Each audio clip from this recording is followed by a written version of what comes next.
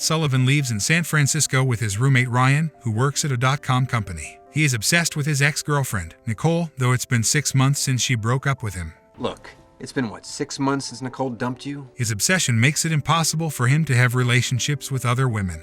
He confides to his brother, a priest in training, that he has sexual problems because of his obsession. Realizing that Lent is about to start, Matt tells his brother that he's going to do without sex for 40 days and 40 nights. No sex for Lent, for 40 days.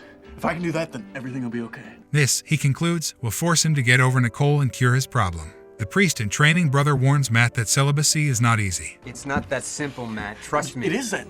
Your brother looks happy. He's just taking a vow of celibacy. Oh dear.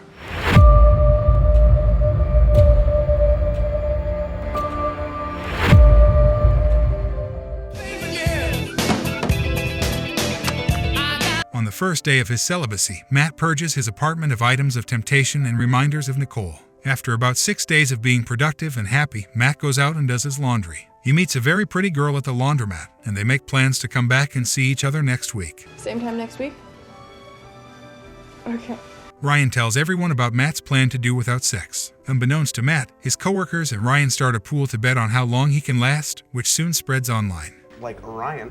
Okay, so Matt doesn't know anything. No. Back at the office, the women he works with are trying to get him to crack, and one girl sits on a copier with her legs spread and photocopies her ass for Matt. Matt is strong, though, and doesn't give in to temptation.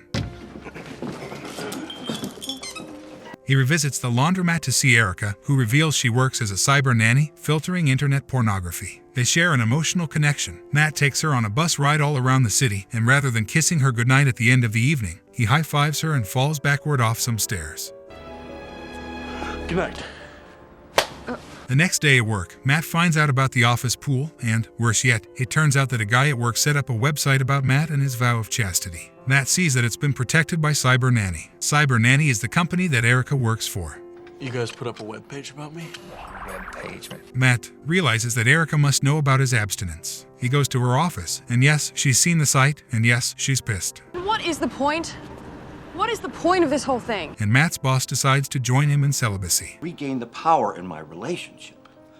I take the vow. Having fallen for Matt, she agrees to another date. They go out to dinner a few nights later after Erica's cooled down, and Nicole and her new fiancé are there. Matt introduces Nicole to Erica, and Erica realizes that Matt's celibacy is a result of his breakup with Nicole. Matt lies to her and tells her that it's not true. Erica, sick of Matt's lies, leaves the restaurant. And if you finish it, then maybe we can talk about being together, maybe. The next day at work, Matt is forced to endure his coworkers' attempts to sabotage him. Oh my God, I gotta go. He turns to his brother for help, but even a family dinner results in their parents discussing their own sexual lives. I want to see what effect the operations had on my sex life. I'm tired of waiting for things to happen, and my money's on today. Matt's coworkers are getting desperate to get Matt to have sex, and one guy puts some crushed Viagra into his orange juice. Their boss drinks it and goes off to the bathroom to jerk off. Another coworker finds Matt hiding in a supply closet, shaking and sweating. Captain Blue Balls. Been looking for you since lunch. He gives Matt a dirty magazine and convinces Matt to go into the bathroom and jerk off. Matt's about to, but then he hears his boss jerking off in the next stall over, so he doesn't do anything but climb out the bathroom window and run to Erica's house. He didn't do it. Erica and Matt have a very erotic encounter without touching each other. Somehow, Erica actually gets off, then falls asleep, and Matt goes home. Matt goes to work and starts daydreaming about his romantic encounter with Erica. A coworker wakes him up and tells him to get into the conference room for a meeting with an important client. Willow and smart people here. You're late for the presentation. Come on. As Matt walks into the conference room, each of his coworkers stares at his crotch with a look of horror and amazement. Matt enters the conference room with a huge hard-on. His boss points it out to Matt and tells him to go home for the day.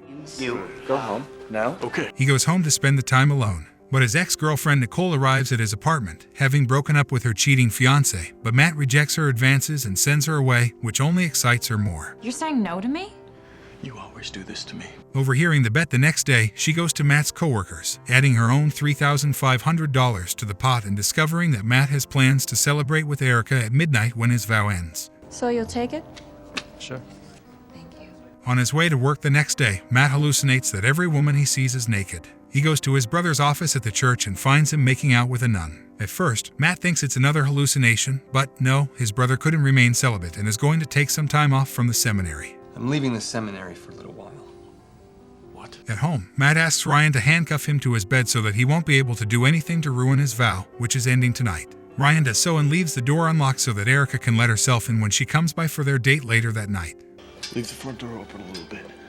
Matt falls asleep, handcuffed to his bed, and dreams about breasts and more breasts. He wakes up to find his ex-girlfriend, Nicole, finishing herself off on top of him. She placed a bet with Matt's co-workers, and it seems she's just won the pool. Erica arrives as Nicole is leaving and puts 2 and 2 together. She storms off, leaving Matt handcuffed to the bedposts.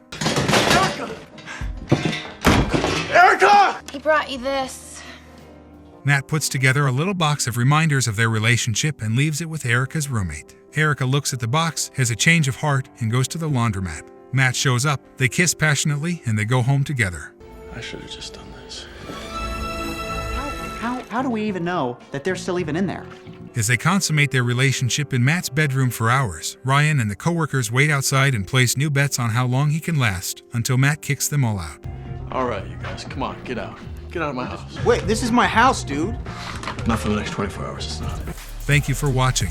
Please subscribe to the channel and smash the bell button. Write in the comments section what kind of movie you would like to see next.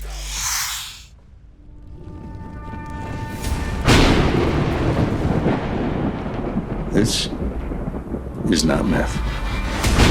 Breaking Bad.